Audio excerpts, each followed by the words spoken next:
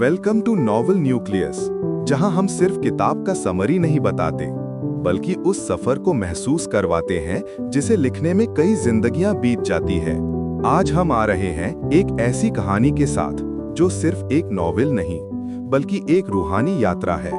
Paulo Coelho की दुनिया भर में मशहूर किताब द एल्केमिस्ट। ये कहानी एक यंग शेफर्ड लड़के सैंटियागो से शुरू होती है। स्पेन के अंडलुसिया के सुनहरे खेत, खुले आसमान और भेड़ों की घंटी की आवाज इस लड़के के जीवन का हिस्सा थी।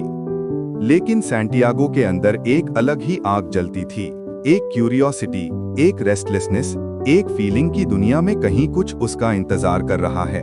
एक रात वो एक अजीब सपना देखता है। सपने में एक छोटी सी लड़की उससे कहती है कि इजिप्ट के पिरामिड्स पर एक हिडन ट्रेजर छुपा है, एक ऐसा खजाना जो सिर्फ उसका है। सपना बार बार दिखने लगता है, जैसे यूनिवर्स उसका कान थाम कर कह रहा हो, उठो, कुछ बड़ा तुम्हारा इंतजार कर रहा है। सैंटियागो इस राज को समझने के लिए एक जिप्सी फॉर्चून टेलर के पास जाता है। वो उससे कहती है, जाओ, पिरामिड्स तक जाओ, खजाना तुम्हारा ही होगा। ये बात सैंटियागो को एक साथ डराती भी है और खींचती भी है। इसी उलझन में उसकी मुलाकात होती है एक अजीबोगरीब बुजुर्ग आदमी से, मेल्किसेडेक, जो खुद को किंग ऑफ सैलम बताता है। उस बुजुर्ग की आंखों में ऐसी गहराई थी जैसे उसे सैंटियागो के दिल के राज दिख रहे हों। वो सैंटियागो को बताता है एक बात जो जिंदगी भर उसके साथ चिपक जाती है। When you want something with all your heart, the universe conspires to help you achieve it। ये कहकर वो सैंटियागो को 2 मैजिकल स्टोन्स देता है, उरिम और तुम्मिम, जो डिसीजन लेने में उसकी मदद करेंगे। सैंटियागो अपनी सारी भेड़ें बेच देता है और अपना देश छोड़कर निकल पड़ता है, बस एक सपने का पीछा करने के लिए। तंजियर पहुंचकर सैंटियागो सोचता है कि जिंदगी अब बदल रही है, लेकिन पहले ही दिन उसका सपना टूट जाता है। एक आदमी उससे धोखा देकर उसका सारा पैसा चुरा लेता है। इस अनजान देश में सैंटियागो के पास न पैसा होता है, न जुबान, न कोई सहारा। वो टूटने के करीब पहुंच जाता है, लेकिन फिर एक पॉइंट पर सोचता है, या तो मैं यहाँ रोकर बैठे रहूं, या फिर उन चीजों से सीखूं जो जिंदगी मुझे सिखा रही हैं। यहीं से सैंटियागो की असली स्पिरिचुअल जर्नी शुरू होती है। वो एक क्रिस्टल शॉप में काम करता है और दिन रात की मेहनत से उस दुकान को फिर से जिंदा कर देता है। शॉप के मालिक को लगता था कि जिंदगी यही रुक चुकी है, लेकिन सैंटियागो उन्हें एक बात समझाता है, life changes when you decide to move. धीरे धीरे सैंटियागो इतना कमा लेता है कि वो वापस स्पेन भी जा सकता था, लेकिन दिल के अंदर एक आवाज कहती है, ट्रेजर तो पिरामिड्स में है, तुम्हारा पर्सनल लेजेंड वहाँ तुम्हारा इंतजार कर रहा है। वो फिर से सफर पर निकल पड़ता है, डेजर्ट के बीच से गुजरकर करवानों के साथ। डेजर्ट का सफर सैंटियागो के लिए एक मेडिटेशन बन जाता है। रात का सन्नाटा, हवा की खुशबू, रेत की आवाज, जैसे नेचर उससे बात कर रही हो। इसी सफारी करवान में उसकी मुलाकात होती है एक इंग्लिश मैन से जो एल्केमी पढ़ रहा था। एल्केमी यानी मेटल को गोल्ड में बदलने का साइंस और रूह को एक हायर स्पिरिचुअल स्टेट तक उठाना।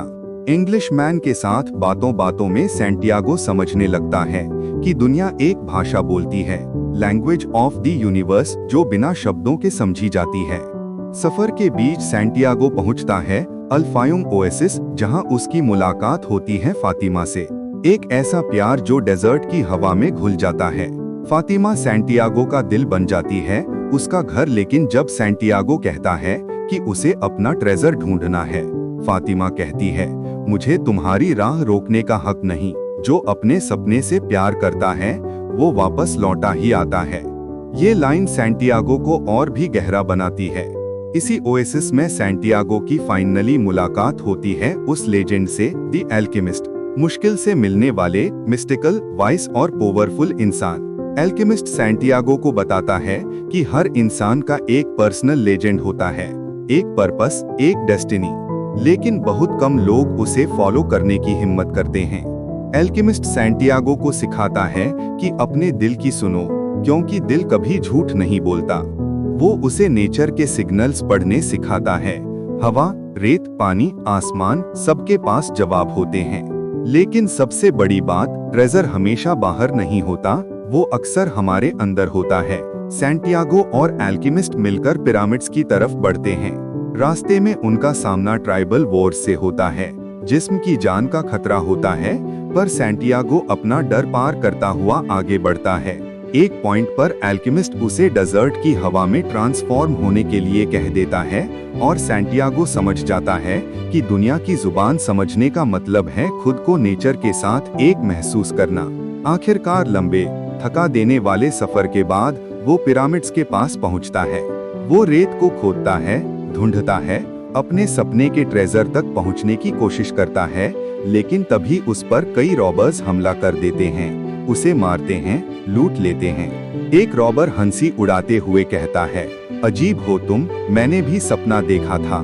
स्पेन के एक पुराने चर्च के पास एक सिकमोर ट्री के नीचे एक खजाना छिपा है, लेकिन मैं तो इतना बेवकूफ नहीं कि सपनों के पीछे भाग जाओ। सैंटियागो सुन के झटक जाता है, उसका दिल डूब जाता है, लेकिन अगले ही पल उसे एक एनलाइटनमेंट होती है। वही तो स्थल था, वही ट्री जहाँ वो अपनी भेड़ें रखता था, वही जहाँ से उसका सफर शुरू हुआ था। ट्रेजर कभी इजिप्ट में नहीं था, वो उसके शुरुआत के स्थल पर था। सैंटियागो स्पेन वापस जाता है, ट्री के नीचे खोदता है, वहाँ उसे मिलता है एक असली ट्रेजर, सोने, जवाहरात और ज्वेलरी से भरा हुआ संदूक। लेकिन उसका चेहरा खुशी से ज्यादा सुकून से चमक रहा होता है, क्योंकि वो समझ चुका होता है एक्चुअल ट्रेजर उसका सफर था। वो लोग थे जिनसे वो मिला, वो प्यार जो उसे डेजर्ट में मिला, वो विजडम थी जो एल्केमिस्ट ने दी, और सबसे बड़ा, अपने दिल को सुनने का हौसला। ये थी दी एल्केमिस्ट, एक कहानी जो हमें सिखाती है कि अगर हम अपने पर्सनल लेजेंड को सच्चे दिल से फॉलो करें तो पूरी कायनात हमारी मदद करती है। कभी कभी खजाना दूर दिखाया जाता है तैयार करने के लिए, और जब हम वापस लौटकर देखते हैं तो पता चलता है कि ट्रेजर तो शुरू से हमारे पास था। अगर आपको ऐसी कहानियां पसंद आती हैं तो नॉवेल न्यूक्लियस को सब्सक्राइब करें। यहाँ हम हर किताब को एक कहानी बना देते हैं और हर कहानी को एक जिंदगी का हिस्सा। मिलते हैं अगले सफर पर।